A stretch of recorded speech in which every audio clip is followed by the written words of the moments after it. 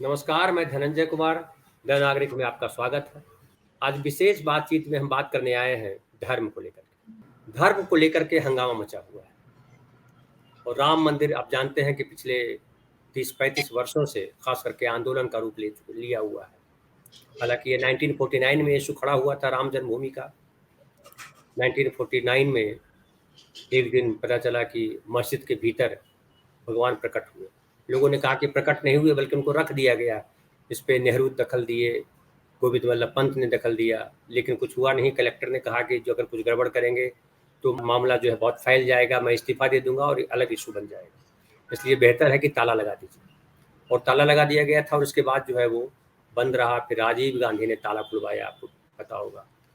फिर उसके बाद ये आंदोलन का रूप लेता चला गया। आडवाणी जो है सोमनाथ से यात्रा की, यात्रा बिहार में रोक दी गई और फिर जो है बीजेपी की सरकार भी बनी। इस दौरान कई सारी चीजें हुई। बाबरी मस्जिद तोड़ दी गई।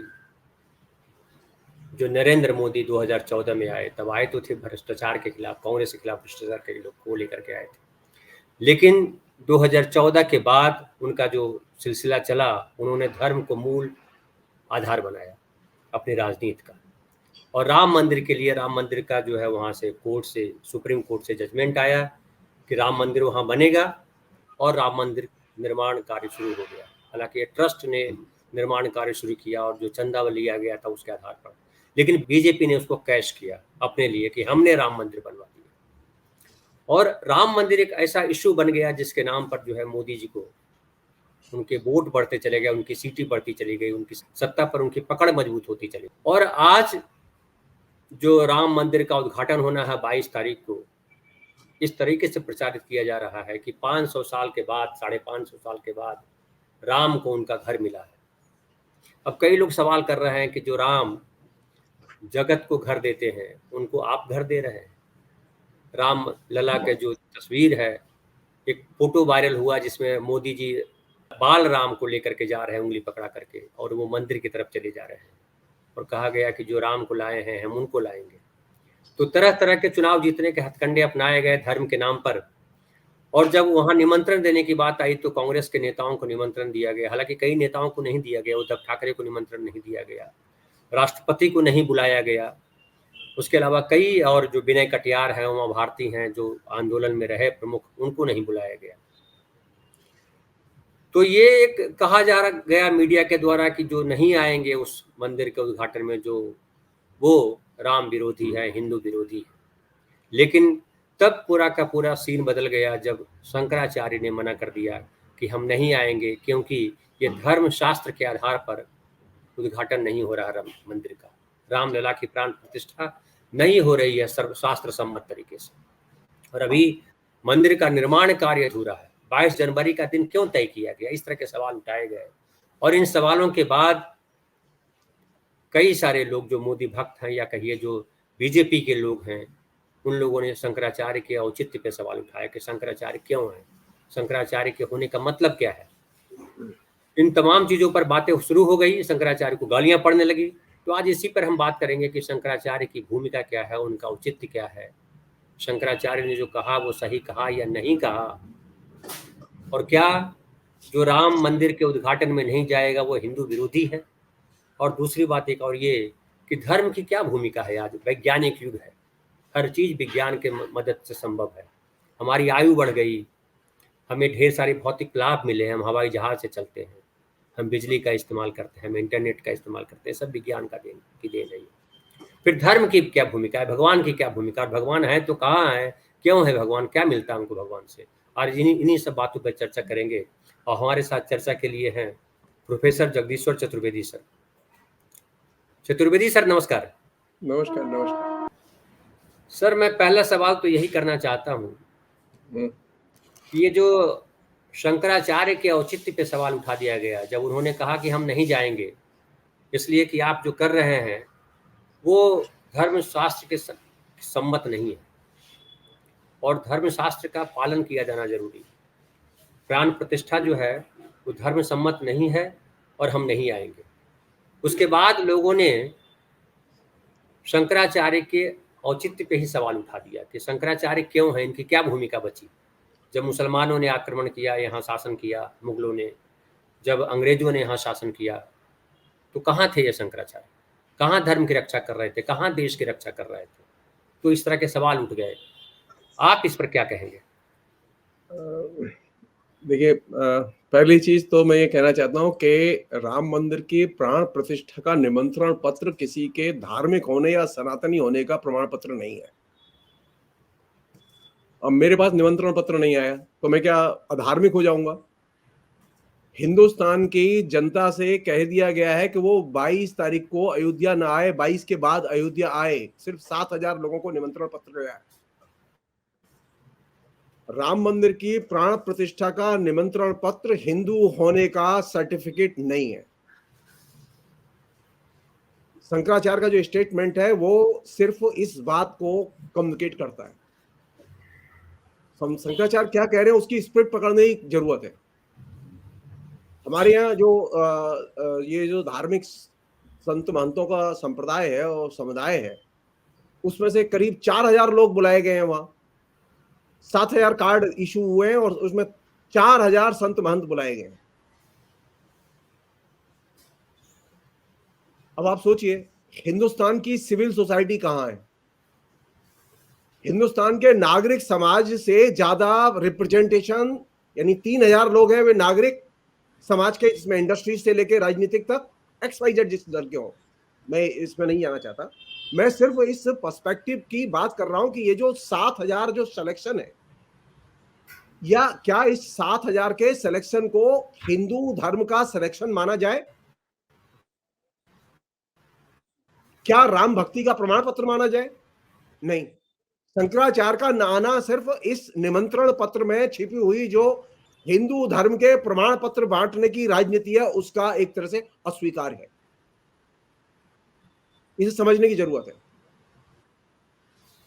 शंकराचार्य ने एक बहुत महत्वपूर्ण मैसेज दिया है। वो मैसेज ये नहीं है खाली किस वो क्या क्या अनुष्ठान कैसे होना चाहिए, वो सब खाली वो मैसेज नहीं है। असल मैसेज क्या है कि संविधान के अनुरूप धर्म काम करे कि न करे। ये जो सारा का सारा आयोजन हो रहा है, ये संविधान के ऊपर जाके हो रहा है। धार्मिक आयोजन जो है वो धर्म के मानने वाले लोग जो है उनका है, जो पुजारी हैं, जो संत मानते हैं उनका है। धार्मिक आयोजन में राजनीति कहीं नहीं आती। शंकराचार्य जो एसेंशियली जो बात कम्युनिकेट कर रहे हैं वो ये है कि धर्म को राजनीति से अलग करो। मंदिर का पुजारी है, वो शिलान्यास करता, वो प्राण प्रतिष्ठा करता, समझ में आती है। लेकिन जो पैनल है 5, जो 5 जाएंगे अंदर, वो 5 के 5 पॉलिटिकल सिलेक्शन है। और सबसे जो बड़ी आयरनी है, जिस पर धर्म किसी को भी, किसी भी धार्मिक आदमी को प्रश्न करना चाहिए कि ये जो 7,000 की लिस्ट है, ये लिस्ट कहां से बन के आई? सब जानते हैं PMO से लिस्ट बन के आई। आश्चर्य, मंदिर के प्राण प्रतिष्ठा प्रोग्राम में कौन आएगा, इसमें एक एक आदमी की लिस्ट कौन तय कर रहा है? PMO। जब मीडिया ने हल्ला किया तो PMO ने कहा अच्छा चलो ठीक है, अडवाणी को शामिल कर लो। जब मीडिया ने हल्ला किया तो उन्होंने कहा कि चलो उनको भी बुला लो जिनका नाम नहीं है। उसमें एक इनविटेशन जो अभी 2 दिन पहले ही खबर है कि वो राष्ट्रपति को भी दिया गया है कि आप भी आए। अब सोचिए, मेरा कहना यह है कि आप वो निमंत्रण पत्र देके दर्शक बुला रहे हैं। यज्ञ है ना, अगर राम मंदिर प्राण प्रतिष्ठा का यज्ञ है तो यज्ञ में हवन करने के लिए, आहुति देने के लिए, पार्टिसिपेशन के लिए लोग बुलाए जाने चाहिए, सिर्फ दर्शक के तौर पर नहीं।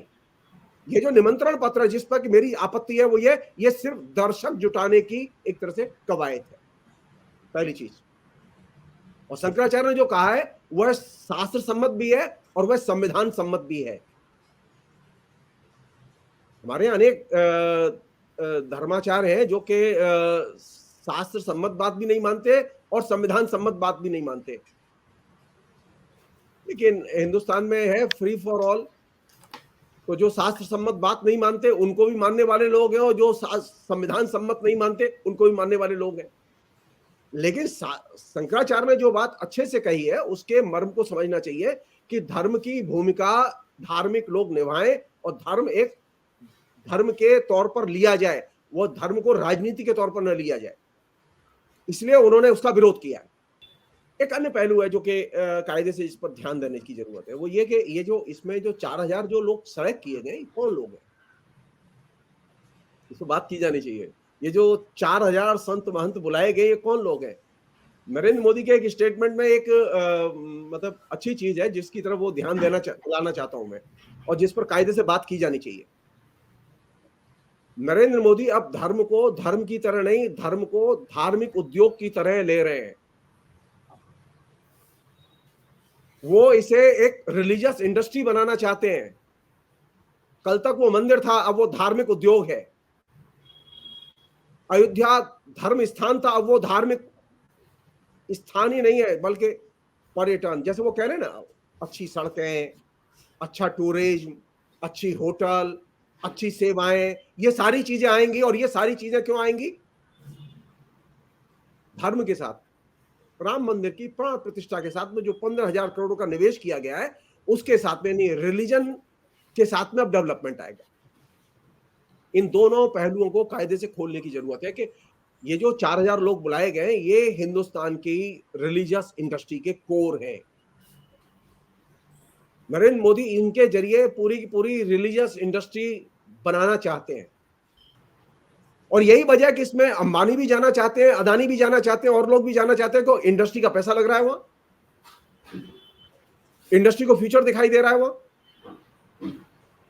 तो एक नया जो फिनोमिना है कि धर्म को धार्मिक उद्योग में रूपांतरित करो, इस फिनोमिना को समझने की जरूरत है, और यह बहुत गंभीर चेंज है। तो नरेंद्र मोदी इस संत महंतों की 4000 की जो भीड़ है, इसके जरिए वे उस इनके पीछे जो छुपे हुए इनके अनुयायी हैं, शिष्य हैं, उनको एड्रेस करना चाहते हैं। वो है उनकी वोट बैंक। उनकी वोट बैंक वह नहीं है जो अयोध्या नहीं जाते, वो उनकी वोट बैंक नहीं है। नरेंद्र मोदी को वोट देने वाले सभी लोग अयोध्या नहीं जाएंगे, कभी नहीं जाएंगे, भविष्य में भी नहीं जाएंगे, आज भी नहीं जाएंगे। तो ये जो रिलीजियस जनता है, और एक वह जनता है जो कि नागरिक जनता है। नरेंद्र मोदी इन धार्मिक जो इन्होंने संत महंत जुगाड़ किए हैं, इनके जरिए वो रिलीजियस जनता जो इनके धार्मिक लोगों के पीछे है, उसे वो संबोधित करना चाहते हैं। एक आयोजन है, बड़ा आयोजन है, पब्लिक आयोजन है। इसमें एक बड़ा जिसे कहें कि चेंज ये है कि वो एक इलेक्शन कैंपेन का उन्होंने एजेंडा इसे बना दिया। इसने एक अच्छी बात यह की है, अगर मुझसे पूछे, नरेंद्र मोदी ने जो वायदे किए थे उस वायदे से उन्होंने हाथ झाड़ दिया है। वो जो कहते हैं ना कि गारंटी, नरेंद्र मोदी का मतलब गारंटी। हम साफ ये रेखांकित करना चाहते हैं कि नरेंद्र मोदी ने पिछले 10 साल में जो गारंटी दी थी, वो गारंटी राम मंदिर नहीं है। नरेंद्र मोदी अब सारी गारंटियों से हाथ झाड़ के, यानी रोजगार की गारंटी थी, उद्योगीकरण की गारंटी थी, डेवलपमेंट की गारंटी थी, सबसे हाथ झाड़ के अब वे धार्मिक उद्योग पर चले आए और रामचंद्र जी की आड़ में चले आए। तो अब ये अच्छी बात है कि नरेंद्र मोदी खुल्लम खुल्ला प्यार करेंगे, हम दोनों वाली लाइन पर हैं कि अब हमारा और राम का खुल्लम खुल्ला प्यार होगा, अब वो इलेक्शन में होगा।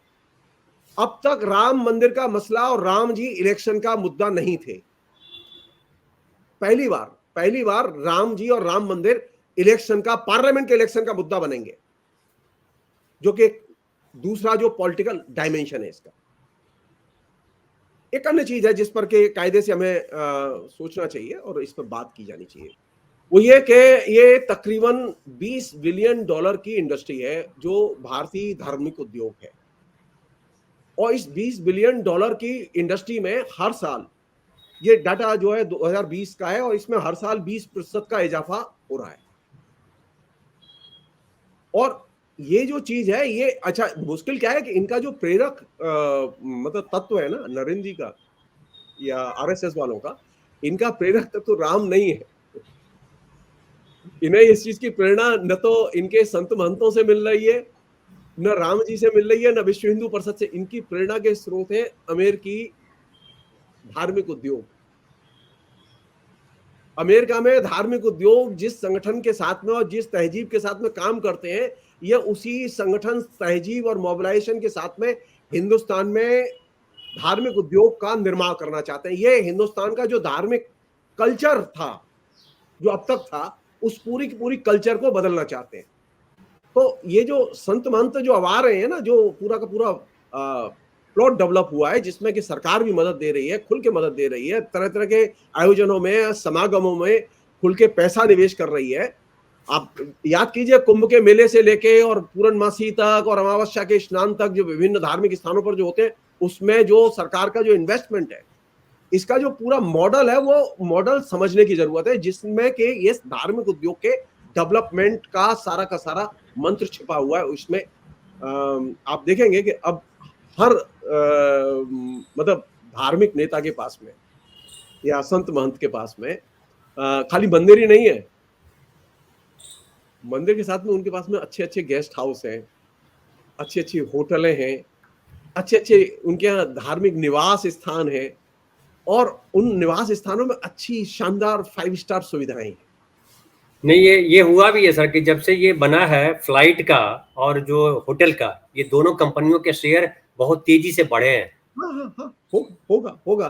कारण क्या है कि ये एक नया डायमेंशन है जिस पर कि कायदे से ध्यान दिया ही नहीं गया है कि हमारे यहाँ जो रिलीजियस इंडस्ट्री है जो बन रही है, उस रिलीजियस इंडस्ट्री के साथ में टूरिज्म, होटल, ये तमाम किस्म की जो जैसे सर्विस सेक्टर, ये इंटीग्रेट करके हेल्थ केयर, मतलब वो हर एक आदमी जो है ना, वो जीवन शैली सुधार वाले प्रोग्राम जो है रविशंकर से लेके बाबा रामदेव तक सब लेकर आए हुए हैं, और वो सबके यहाँ लोग जा रहे हैं 15-15 दिन के हेल्थ शिविर ज्वाइन करने के लिए। ये जो नए किस्म का जो रिलीजियस इंडस्ट्री का जो फिनोमिना है, इस फिनोमिना को समझने की जरूरत है। इसके पीछे एक अच्छा खासा मिडिल क्लास का एक आकर्षण, कोई आयुर्वेद के नाम पर कर रहा है, कोई यजुर्वेद के नाम पर कर रहा है, कोई जो है यज्ञ यागादिक के नाम पर कर रहा है, कोई प्राणायाम के नाम पर कर रहा है। यानी जिसको जहां से जो भभूति मिट्टी मिल रही है, वो लोगों को लगा रहा है और कह रहा है कि आओ और एंजॉय करो। और हरेक के पास में, हरेक के सेंटर में कहीं कृष्ण लगे हुए हैं, कहीं राम लगे हुए हैं, कहीं बलराम लगे हुए हैं, कोई ना कोई धार्मिक प्रतीक चिन्ह लगा हुआ है। लेकिन असल चक्कर क्या है? धर्म का धार्मिक उद्योग में रूपांतरण, जो कि सबसे गंभीर चीज है, जिसे कायदे से समझने की जरूरत है। ये जो 4000 लोग जो बुलाएंगे ना संत महंत, ये संत महंत नहीं है, ये असल में धार्मिक उद्योग के आइकॉन है। महामंडलेश्वर है सब। हाँ, वो सब महामंडलेश्वर है। और सब शंकराचार्य की दिक्कत यह है कि वे धर्म उद्योग का हिस्सा नहीं है। शंकराचार्य उनमें से हैं जो कि पुरानी परंपरा जो धर्म की है, कि धर्म बिजनेस नहीं है, धर्म एक निजी चीज है और निजी लोगों के स्वतः स्फूर्त प्रवेश की जगह है, शिरकत की जगह है। शंकराचार्य इस चीज को मेंटेन किए हुए हैं, और इसी मायने में शंकराचार्य की सेकुलर कल्चर के विकास में महत्वपूर्ण भूमिका बची हुई है, और उन तमाम लोगों की बची हुई है। बहुत सारे ऐसे सनातनी भी हैं, ऐसे बहुत सारे लोग हैं व्यक्तिगत जीवन में जो कि धर्म को व्यक्तिगत मानते हैं, धर्म को मानते हैं, लेकिन धर्म उनके लिए व्यक्तिगत चीज है, धर्म राजनीति की चीज नहीं है। और ऐसे लोगों की संख्या आज की डेट में भी, मैं बता रहा हूं आपको, जहां तक मेरी अपनी सामान्य समझ है, वो करीब 70% से ऊपर है हिंदुस्तान की आबादी का। तो मेरे ख्याल में 30% से ज्यादा लोग राम के मंदिर में जाने वाले नहीं है पूरे उत्तर प्रदेश में। आप डाटा उठा लीजिए, आप कोई भी सर्वे करा लीजिए, आप ये पूछिए जो नौजवान हैं, उत्तर प्रदेश के नौजवान हैं, कितने नौजवान हैं जो कि मंदिर में जाते हैं, और उनमें भी कितने नौजवान हैं जो राम के मंदिर में जाते हैं। पूछा जाना चाहिए ना, वोट चाहिए तो वोट चाहिए तो हमें पिन पॉइंट करके पूछना चाहिए, ऐसे कितने बच्चे हैं। हाँ, वो परीक्षा जब होती है तो कभी कभी हनुमान जी के दर्शन करने जाते हैं कि परीक्षा में सफलता मिल जाए, लेकिन आप पाएंगे कि मेजॉरिटी जो यूथ है वो राम मंदिर नहीं जाता। वो चाहे अयोध्या का यूथ हो, चाहे वो बनारस का यूथ हो, और चाहे वो मथुरा का यूथ हो या इलाहाबाद का यूथ हो। क्यों मैं ये बात कह रहा हूं? क्योंकि ये अगर धार्मिक उद्योग है और धर्म की हवा चल रही है जैसा कि वो कह रहे हैं, तो ये बात पूछी जानी चाहिए कि मंदिर में किस उम्र के लोग जाते हैं, पहली चीज। तो यहां से शुरुआत करें कि अपने परिवार के साथ में कितने युवा हैं जो कि रेगुलर मंदिर जाते हैं। सर्वे कर लें, आप पाएंगे मुश्किल से 1% नौजवान है जो अपने परिवार के साथ जाता है। वो खाली शादी के समय जरूर होता है कि वो माँ बाप कहते हैं चल तू भोग दे के आ। सर तो 1% ये बड़ा आंकड़ा है सर, हाँ हाँ, नहीं है 1% लोग भी नहीं है सर। क्यों कह रहा हूं कि ये जो पूरा का पूरा ये क्यों धर्म का धार्मिक उद्योग में रूपांतरण कर रहे हैं, क्योंकि लोग रिलीजन छोड़ रहे हैं। मैं ये मानने के लिए तैयार नहीं हूं कि लोग रिलीजियस हो रहे हैं, हाँ धार्मिक उद्योग में जा रहे हैं, तो उससे क्या है कि धार्मिक उद्योग की खपत। अब जैसे हम गए तो वहां किसी मंदिर के गेस्ट हाउस में ठहर गए, या कहीं बड़ा मंदिर है तो उसके साथ जुड़ी हुई तमाम किस्म की होटलें हैं। अब यहां जैसे अयोध्या लोग जाएंगे तो जाहिर है होटल में ही ठहरेंगे ना। तो अब होटल में ठहरने वाले को आप अयोध्या का धार्मिक प्राणी मान लेंगे, ये आपकी गलतफहमी है। बहुत सारे लोग तिरुपति जाते हैं, तो तिरुपति की होटलें तो तिरुपति मंदिर से जुड़ी हुई है ना। तो तिरुपति के जाने वाले क्या सभी लोगों को आप धार्मिक प्राणी मान लेंगे जो विष्णु के अनुयायी हैं? नहीं, थोड़ा सा इसमें हम फर्क करें। सवाल यह है कि धर्म में ऐसे लोग हैं जिनकी गाढ़ी धार्मिक आस्थाएं, मैं अंध आस्थाएं नहीं कहूंगा, गाढ़ी धार्मिक आस्थाएं, वे सपरवार जाते हैं, उसमें यूथ भी जाते हैं। अब देखना होगा कितने यूथ जाते हैं। मैं पहले ये तमाम जो यंग जो लड़के घूम रहे हैं, मैं उनसे कहना चाहता हूं बहुत साफ, जो जय श्री राम करते हुए घूम रहे हैं, ये असल में वो यूथ जो भाग गया है, ये उसे खींचने की कोशिश है कि किसी तरह से ये आ जाए हाथ में। यार ये धर्म से कैसे निकल गया? इसमें मुसीबत क्या है कि वो तो निकल गया हाथ से, वो किसी फुटबॉल के बहाने निकला, चाहे सिनेमा के बहाने निकला, या आवारागर्दी करने के लिए निकला, या गांजा पीने के लिए निकला, या पढ़ने के बहाने निकला, वो निकल गया हाथ से। और वो जो निकल गया हाथ से वो आने वाला नहीं है। तो मैं इस पूरे के पूरे प्रयत्न को एक तरह से देख रहा हूं कि धर्म को मैं जो यूथ खास तौर पर जो धर्म की पकड़ के बाहर निकल चुका है, तमाम किस्म के कंज्यूमर गेम में और कंज्यूमर जो है कल्चर का वो हिस्सा बन चुका है, उस यूथ को आकर्षित करने की कोशिश है, जो कि एक तरह से असफल कोशिश है। इसे असफल होना है।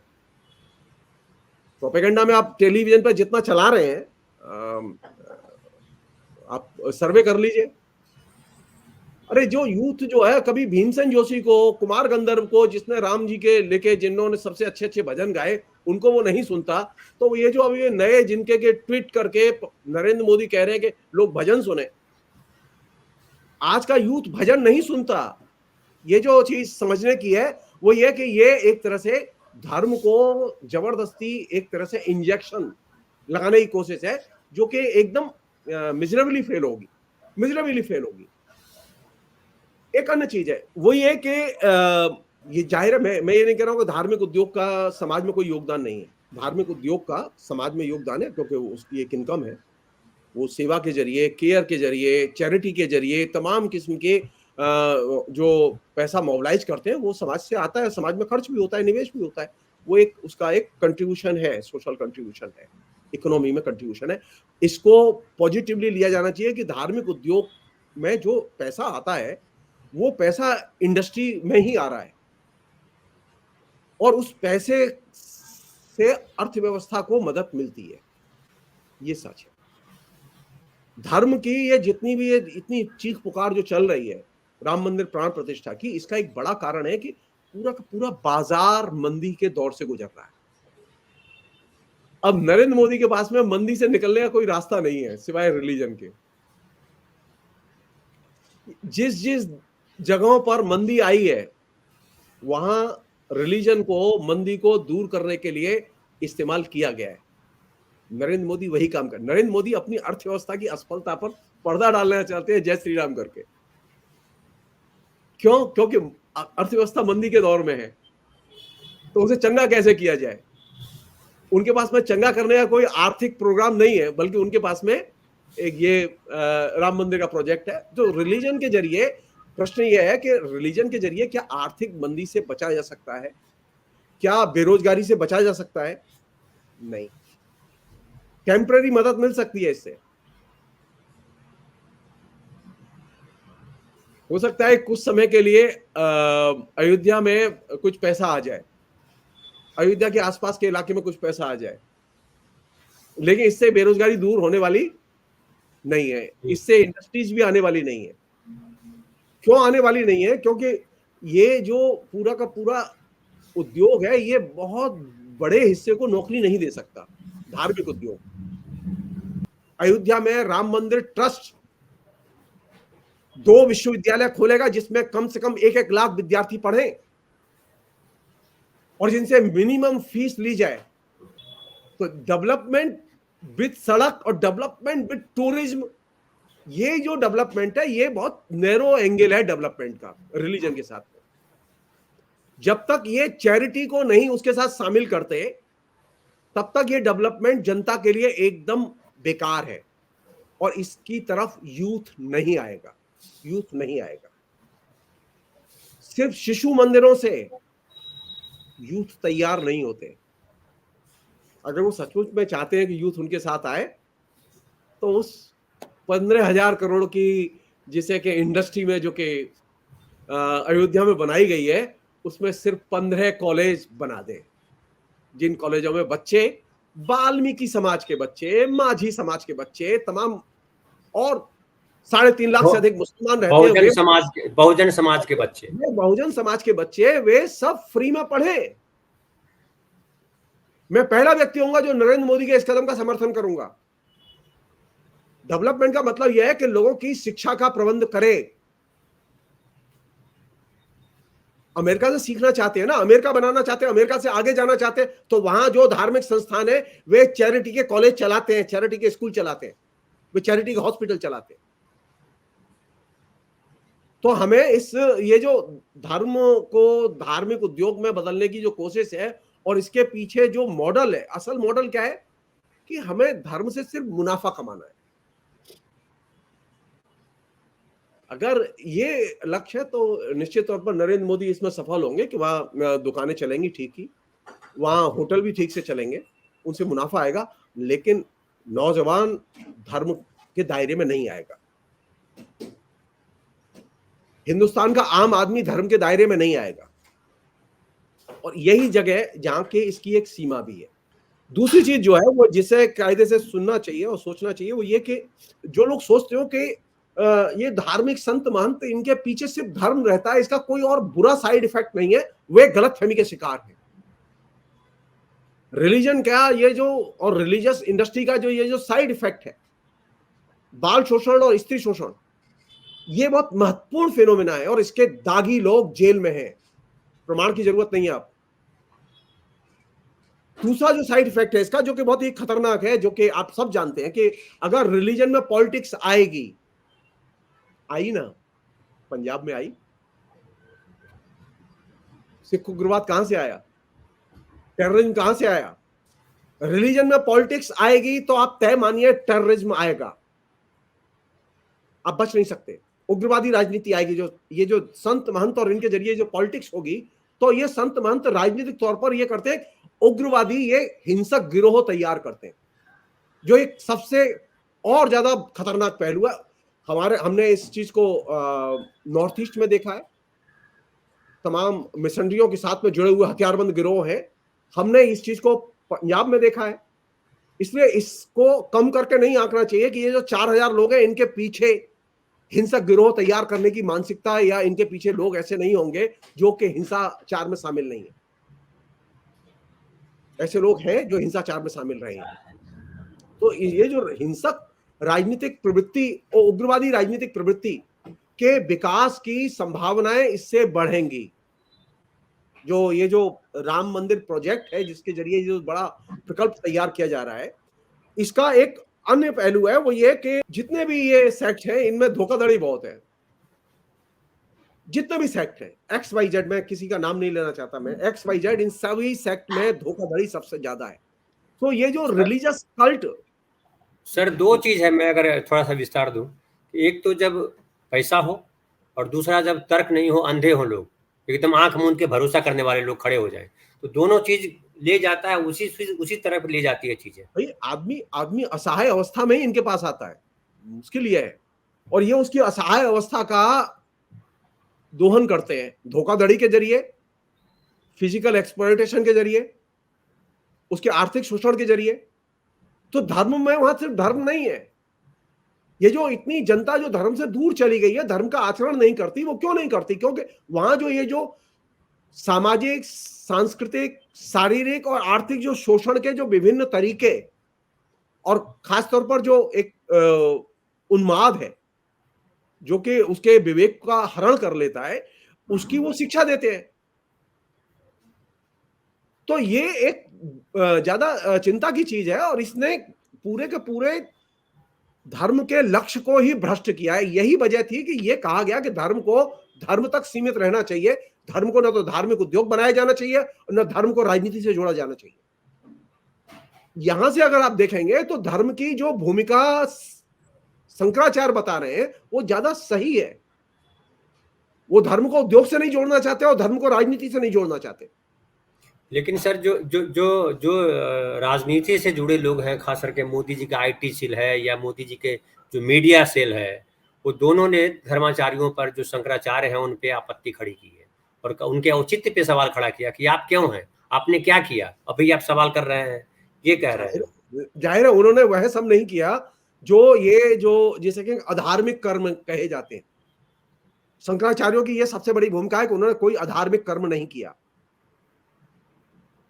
शंकराचार्यों के मठों को सरकार से फंड नहीं मिलते। शंकराचार्य का कोई मठ सरकार से फंडेड नहीं है, बल्कि ये जो 4000 जो संत महंत आए, इसमें दर्जनों ऐसे लोग हैं, सैकड़ों ऐसे लोग हैं जो कि सरकारी मदद से पल रहे हैं और फूल रहे हैं।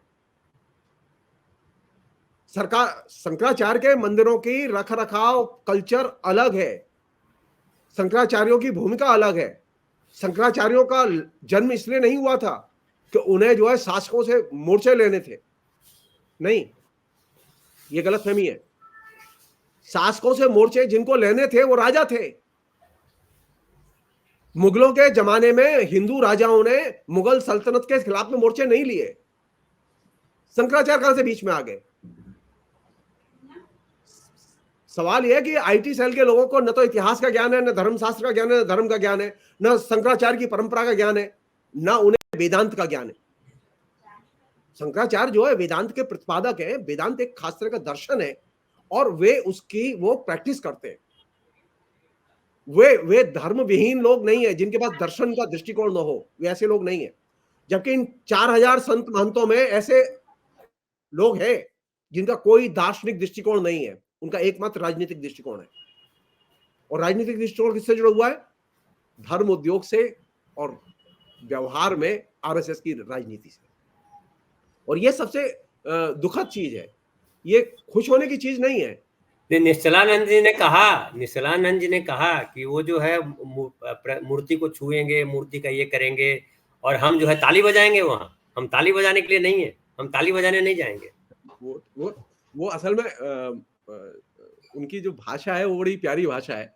उसको उसे तरीके से खोल के पढ़ा जाना चाहिए। उसमें पर्पज ये है कि ये तेरा काम नहीं है जो तू करने जा रहा है,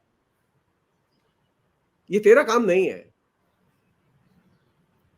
मंदिर का काम नहीं है, पीएमओ की फाइल देखना तेरा काम है, राज चलाना तेरा काम है, मंदिर चलाना तेरा काम नहीं है, राम कहां बैठेंगे, राम की मूर्ति कैसी होगी, ये तेरा काम नहीं है। ये वो एक तरह से मना कर रहे हैं कि ये तेरा काम नहीं है, और ये धर्म सम्मत और शास्त्र सम्मत है। लेकिन सर अभी ये आ गया है कि तमिलनाडु, ये जो तमिलनाडु के जो पीठ है, वहां जो श्रृंगेरी पीठ, जो शंकराचार्य है, ऐसे मीडिया में चर्चा, अभी कंफर्म हुआ नहीं है, लेकिन वो कि वो आएंगे, उनको मना लिया गया है, ऐसा कहा जाता है। सवाल यह है कि वो आएंगे, दर्शक दीर्घा में रहेंगे, क्योंकि वहां 5 जो आदमी प्राण प्रतिष्ठा करेंगे, वो जो सोकॉल्ड कितने सेकंड का प्रोग्राम है, 90 सेकंड का मुहूर्त है सोकॉल्ड, पता नहीं कैसे निकाला है, क्योंकि मैं तो ज्योतिष पढ़ के भी मैं उसे समझ नहीं पाया कि वो 90 सेकंड कैसे हुए। कारण क्या है कि वो जो वाइट है ना, वो वीडियो वाइट, मंदिर के गर्भगृह में अगर सचमुच में मंदिर की पवित्रता बनाए रखनी है तो कम से कम कैमरा नहीं जाना चाहिए। सनातन धर्म कैमरे का निषेध करता है और सनातन धर्म रोशनी का निषेध करता है, दीपक का स्वागत करता है। ये दीपक वाले हैं ना, इनका दीपक ही था ना चुनाव चिन्ह पहले जनसंघियों का। तो हम इनसे कहना चाहते हैं, अगर ये दीपक जलाना चाहते हैं ना सचमुच में, तो गर्भगृह में लाइट न जलाएं। सचमुच में ये सनातनी है तो लेकिन सर सनातनी ऐसा है। क्यों, सर ऐसा क्यों, जो समय बदल रहा है तो आपको दीपक से रोशनी में आ जाना है? कैमरा आ नहीं गया तो कैमरा इस्तेमाल ना, कीजिए। ना ना उसका कारण है, कारण क्या है कि धर्म जो है वो मशीन जनित समाज और व्यवस्था से अपने को अलग रखता है, वो मनुष्य जनित समाज और व्यवस्था में शामिल होता है। दीपक जो बनता है उसमें मनुष्य और मनुष्य के कर्म और भूमिका शामिल है, और बिजली में क्या है कि मशीन और मशीन की भूमिका शामिल है, उसमें मनुष्य सेकेंडरी है। धर्म में मनुष्य प्राथमिक है। दिक्कत यहां है कि नरेंद्र मोदी को मशीन चाहिए, शंकराचार्य को मनुष्य चाहिए, धर्म चाहिए, राम जी को मनुष्य चाहिए, धर्म चाहिए, लेकिन नरेंद्र मोदी को जो धर्म चाहिए उसमें मशीन, बिजली, तड़क, चमक दमक, तमाम किस्म की डिजिटल रोशनी, और सबसे बड़ी चीज क्या है? कैमरा। नहीं, आपने बहुत गूढ़ बात कही सर। ये अंतर जो है बड़ा बारीक अंतर है, लेकिन बहुत मजबूत अंतर है जो आपने कहा कि मनुष्य जनित चीजें जरूरी जी हैं जी बनिस्पत जी। की मशीन जनित। हालांकि यस। आजकल तो जो है हर चीज प्रसाद जो है वो मंदिर में जो चढ़ता है वो कहीं और से हाँ, बन के आता है, मशीनों से हमारे बन के यहाँ आता है। हमारे यहाँ मंदिरों में आप जाएंगे, आप तिरुपति जाइए, कहाँ का प्रसाद चढ़ रहा है? तिरुपति में खुद बनता है, मशीन से नहीं बनता, वो वहाँ लोग बनाते हैं, 24 घंटे बनता रहता है प्रसाद और बढ़ता है लोगों को। आप साउथ के तमाम मंदिरों में, मैं खुद घूमा हूं, मुझे मंदिर घूमने का शौक है, मैं भगवान को मानता भी हूं, मैं एंजॉय भी करता हूं, लेकिन वहां जो चीज है वो सीखने की है। तो सनातनी होके तुम अपने हाथ से लड्डू ना बना के मशीन से लड्डू बनवा के मंगवाओगे? होटल से लड्डू आएंगे? पूजा कैसे होगी? कौन करेगा पूजा? सर एक अब सवाल मेरा सर और है, एक हाँ। सवाल मेरा और ये है कि आज जो है विज्ञान का युग है। हम्म। आप जो है अपने लिए शिक्षा से लेकर के, शिक्षा में इस्तेमाल, जीवन के हर जगह में इस्तेमाल, स्वास्थ्य में इस्तेमाल, हर जगह आपका इस्तेमाल विज्ञान का है। आप हवाई जहाज पे चढ़े या कंप्यूटर से काम करें, इंटरनेट से काम करें, बिजली की रोशनी में रहें, एसी में रहें, तमाम आपकी जीवन, जो पूरा जीवन व्यवहार है आपका, वो विज्ञान के साये में है, विज्ञान के पीछे पीछे चल रहा है। अब क्या धर्म की भूमिका है? क्या अभी भी है जो भगवान, जो धर्म ज्यादातर लोग मानते हैं कि भगवान के पास जाएंगे, हाथ जोड़ के प्रार्थना करेंगे और वो प्रार्थना पूरी हो जाएगी, हमको हमारी शादी हो जाएगी, हमको नौकरी लग जाएगी, हमको हमारे बच्चे जो है पढ़ लिख जाएंगे, यही सब उनकी कामना होती है। धर्म के पास जाने की उनका उनका जो लक्ष्य जो उनका वो यही होता है कि हम उनके हाथ जोड़ेंगे, पूजा करेंगे और हमको वो सब मिल जाएगा जो नहीं मिला, हमारे दुख खत्म हो जाएंगे। क्या ऐसा होता है? नहीं, ये मानने वाला एक समुदाय तो है बड़ा, इसमें कोई दो राय नहीं है, जिसे हम लोग फेथ इंडस्ट्री कहते हैं, आस्था उद्योग, फेथ वाले लोग हैं। उसे मतलब समझने की जरूरत है, उसे समझाने की भी जरूरत है। आप समझेंगे नहीं तो समझा नहीं सकते उसे। हमारी मुश्किल यह है कि हम उस आस्थावान को समझना नहीं चाहते कि वो आस्थावान बेचारा क्यों फंसा हुआ है। वो आस्था को तो समझना होगा आपको, उसे बताना होगा। अब जैसे मैं शिक्षक हूं, हमारे बहुत सारे शिक्षक है, वो बेचारे आस्थावान है और राम जी की कृपा में लगे हुए हैं। उन्हें समझाना चाहिए कि शिक्षक के नाते उनकी आस्था विश्वविद्यालय में होनी चाहिए। हाँ, उनकी आस्था का केंद्र मंदिर नहीं है, विश्वविद्यालय। दिक्कत यहां है। मुश्किल क्या है कि जो फेथ है, वो फेथ का, मुझे जैसे साइंटिस्ट है, अरे तू साइंटिस्ट है, तेरी विज्ञान में आस्था होनी चाहिए, तेरी मंदिर में आस्था कहां से आ गई? जो लेखक है, पत्रकार है, उसकी आस्था किसमें होनी चाहिए? उसकी आस्था होनी चाहिए अपने जर्नलिज्म में, पत्रकारिता में। राम कहां से आस्था में आ गया? मैं आस्था को दरकिनार नहीं कर रहा हूं मैं, लेकिन मैं ये बताना चाहता हूं कि जो व्यक्ति है, उसका जो एरिया है, उसकी आस्था का केंद्र क्या है, ये उसे बताया जाना चाहिए। बहुत सही सर, बिल्कुल सही। हमारे यहाँ दिक्कत ये हो गई है कि हम वो जिसे कहें ना, एक तरह से भेड़ चाल में चल रहे हैं लोग। आस्था है, हमारी भी आस्था है, हमारी, अरे भाई तेरी आस्था है, ठीक है, फाइन। तू व्यापारी है, तेरी आस्था दुकानदारी में होनी चाहिए, व्यापार में होनी चाहिए, मुनाफा में होना चाहिए। मुनाफे में होनी चाहिए। तेरी मुश्किल यह है कि तेरी आस्था, भैया तेरी जहां तू जानता नहीं है। मेरा मेरा कहना यह है कि मैं आस्थावान लोगों की मैं इज्जत करता हूं, लेकिन मैं चाहता हूं कि वे सही जगह अपनी आस्था व्यक्त करें। मैं लेखक हूं, लेखक की आस्था किस में होनी चाहिए? लेखक की आस्था कलम में होनी चाहिए, धर्म में नहीं होनी चाहिए। ये है जगह जहां पर के मुझे आस्था को खोल के लोगों को नए सिरे से शिक्षित करने की और बताने की जरूरत है। समस्या क्या हो गई है कि हम सब लोगों ने क्या किया है कि अब बताना बंद कर दिया है, फॉलो करना शुरू कर दिया है। आस्था है, इसकी आस्था है तो इसकी आस्था को ठेस नहीं पहुंचे। अरे भाई, वो पत्रकार है, पत्रकार को बताना होगा कि भाई तेरी आस्था है, तू जर्नलिज्म कर। ये क्या कर रहा है तू? रामायण की चौपाइयां पढ़ना तेरा काम नहीं है, तेरा काम है रिपोर्टिंग करना। लेकिन अभी हो क्या रहा है, आस्था के नाम पर लोग रामायण की चौपाइयां पढ़ रहे हैं, रामायण के जो है दर्शनार्थी बन गए हैं। अरे भाई, ये तेरा काम नहीं है। तेरी आस्था की जगह राम मंदिर नहीं है। प्रोफेशनल आस्थाएं पहचानना लोग भूल रहे हैं, और ये सबसे खतरनाक चीज है। सर लेकिन क्या मैं एक सवाल करूं फिर से कि क्या धर्म की भूमिका अब है सर उसका? हम मुझे लगता है कि धर्म एक संस्कृति का पार्ट है। हमारे पूर्वज, जब साइंस नहीं था तो पूर्वज उसको मानते थे, उसके लिए उसके तहत नीति गढ़ी, आचरण बनाया और उसके सहारे जीते रहे। लेकिन अब जब साइंस आ गया है, अब जब पूरी चीजें बदल गई है, पूरा परिदृश्य बदल गया है। पहले पूरब मुंह बैठ करके हम चल रहे थे, पूरब की तरफ जा रहे थे, अब ये एकदम जा रहे हैं, किसी अलग दिशा में जा रहे हैं। तो अभी क्या उसकी आवश्यकता है? और ये मैं इस नहीं, संदर्भ में लेना चाहता हूं आपसे कि जो अभी नेहरू जी को बहुत गालियां दी जा रही है, गालियां इसलिए दी जा रही है कि उन्होंने सोमनाथ मंदिर के पुनरुद्धार में अपने आप को उससे दूर रखा और मना किया। पटेल को भी मना किया और प्रसाद को भी मना किया कि आप इसमें मत पढ़िए। आज उनकी उसके लिए उनको गालियां दी जा रही है कि वो जो है धर्म विरोधी आदमी थे, हिंदू विरोधी आदमी थे। धर्म विरोधी नहीं, मुझे हिंदू विरोधी आदमी थे। क्या आज के संदर्भ में विज्ञान टेम्परामेंट होना चाहिए हमारा, या वो आदिम जमाने से जो चीजें चली आ रही है उसको ढोते रहना चाहिए? नहीं, मैं ये कह रहा हूं कि धर्म से तो एक पीछा तो छूटेगा नहीं। सवाल यह है कि एक प्राइम मिनिस्टर का धर्म क्या है?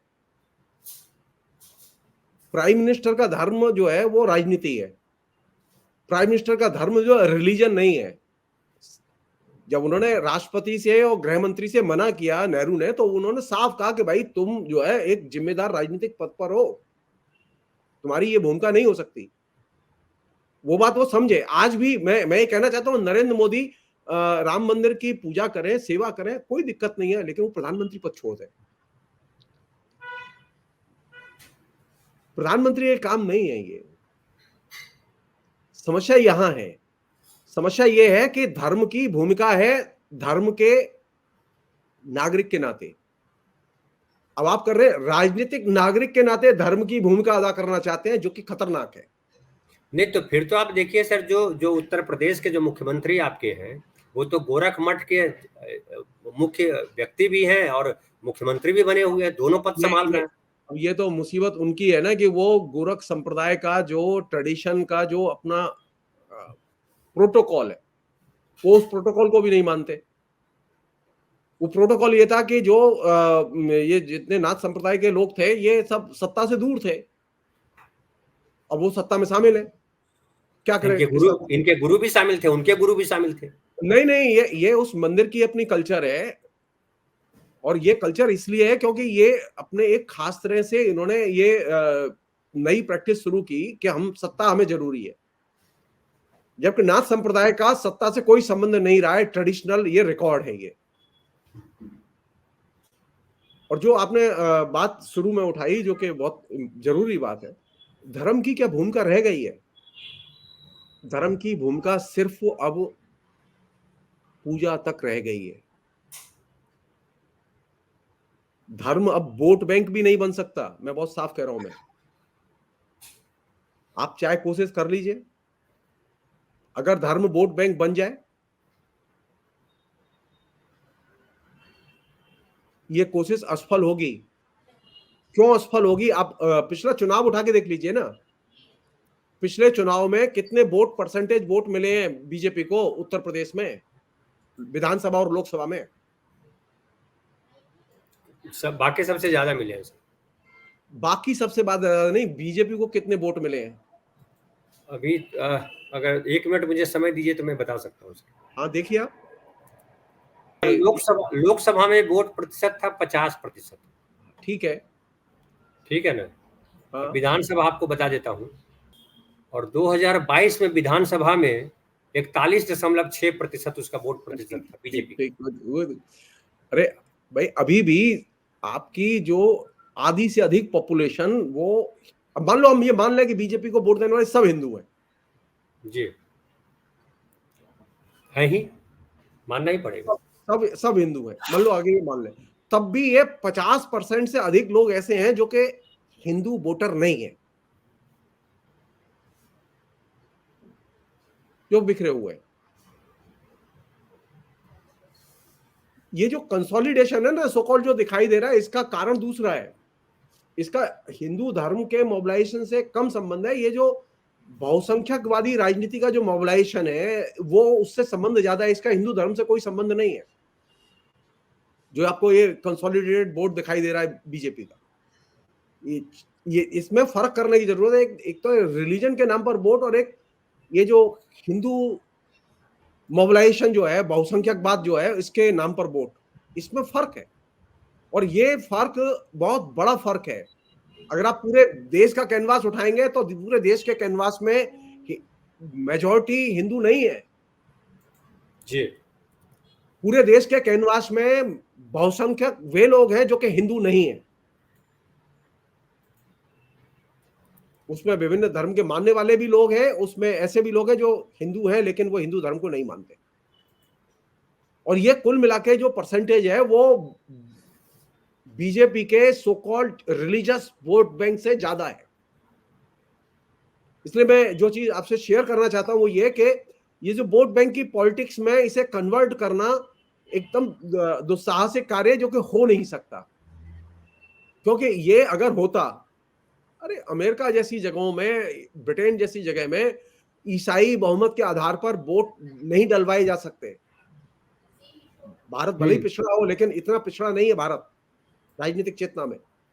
भले ही भारत की जनता में एक हिस्से को आप, बड़े हिस्से को, 80 करोड़ परिवारों को आप फ्री राशन देते हैं, लेकिन वो फ्री हिंदू नहीं है। राशन लेने वाला व्यक्ति हिंदू नहीं हो सकता है, क्योंकि राशन का धर्म से कोई संबंध नहीं है। मैं जो चीज आपसे कहना चाहता हूं वो ये कि इसको वोट बैंक की पॉलिटिक्स में ट्रांसलेट करना संभव नहीं है, क्योंकि जो मेजॉरिटी जनता है वो गैर हिंदू जनता है। और ये गैर हिंदू जनता बहुत महत्वपूर्ण है। और ये जाहिर है, एक चीज कह के मैं ये बात खत्म कर दूंगा मैं जी वो ये कि रिलीजन तो चाहिए, लेकिन फ्रीडम चाहिए कि नहीं चाहिए। हिंदुओं को भी, जो सो कॉल्ड बीजेपी वाले हैं, आरएसएस वाले हैं, उन्हें भी फ्रीडम चाहिए कि नहीं चाहिए। अगर धर्म विद स्वतंत्रता होगा तो वह धर्म की सीमाओं का अतिक्रमण करेगा। हर बीजेपी वाले से यह सवाल पूछा जाना चाहिए कि धर्म के साथ में स्वतंत्रता चाहिए कि नहीं चाहिए। सिर्फ धर्म चाहिए।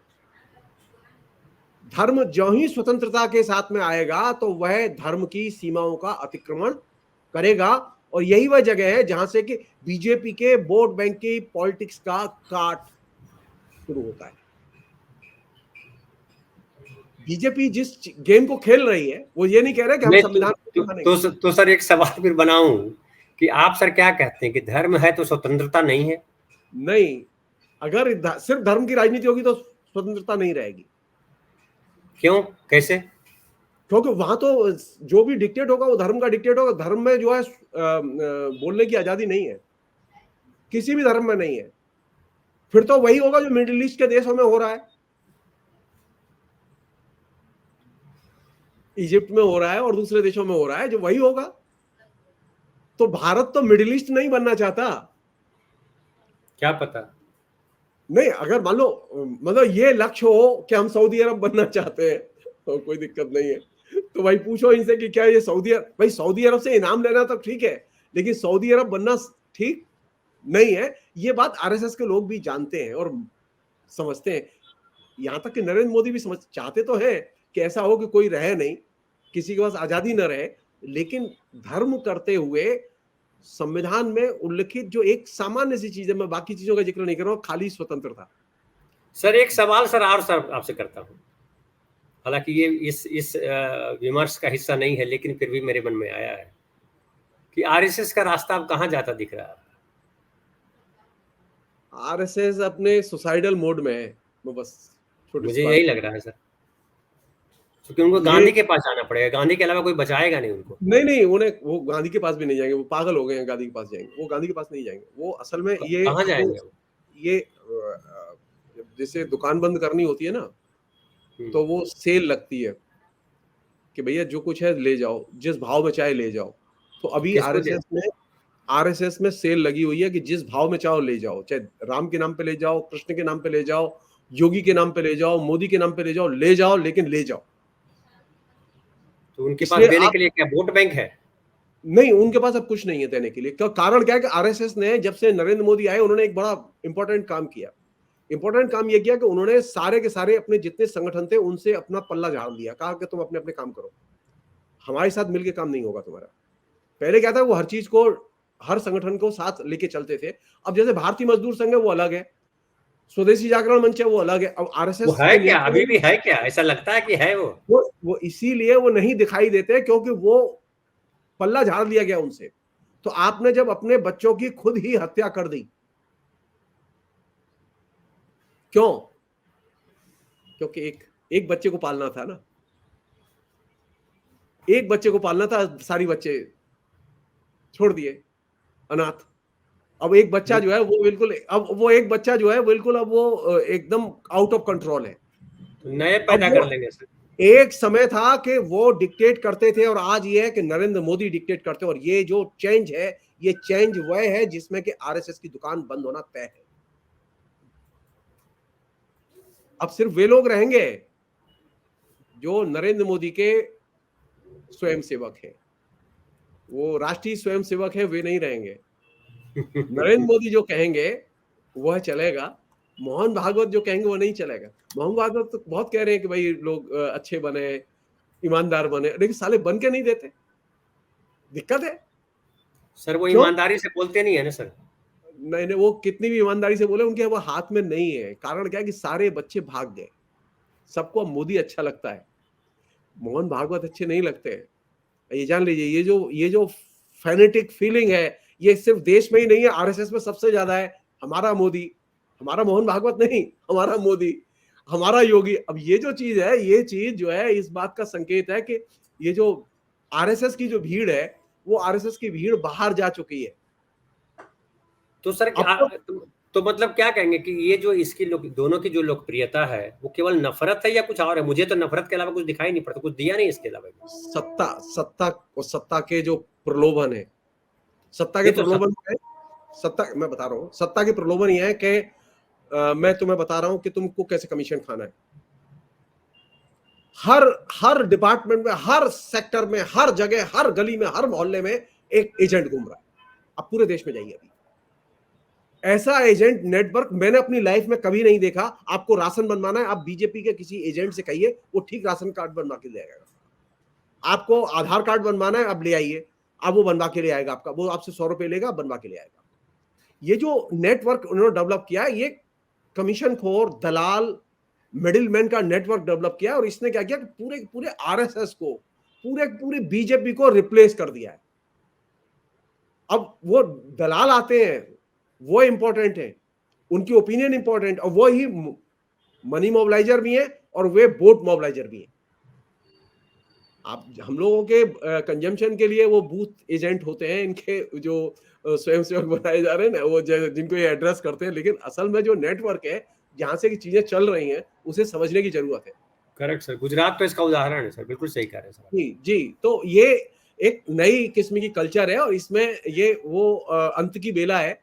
और इसमें क्या है कि आपको जो चाहिए ले जाइए, जो चाहिए ले जाइए, जिस भाव चाहिए ले जाइए। आरएसएस इस लाइन पर है, जिस भाव चाहिए ले जाइए। आपको, मुझे कुछ नहीं कहना है, मोदी ने कहा है हम चले जाएंगे। मुझे कुछ नहीं कहना, मोदी ने कहा है चुनाव में हाँ चले जाएंगे। अरे आप ये सोचिए कि मोदी ने जो कहा है उसको अनुकरण कर रहा है आरएसएस। ये एकदम विलक्षण चीज है, जो कि पहले नहीं होती थी।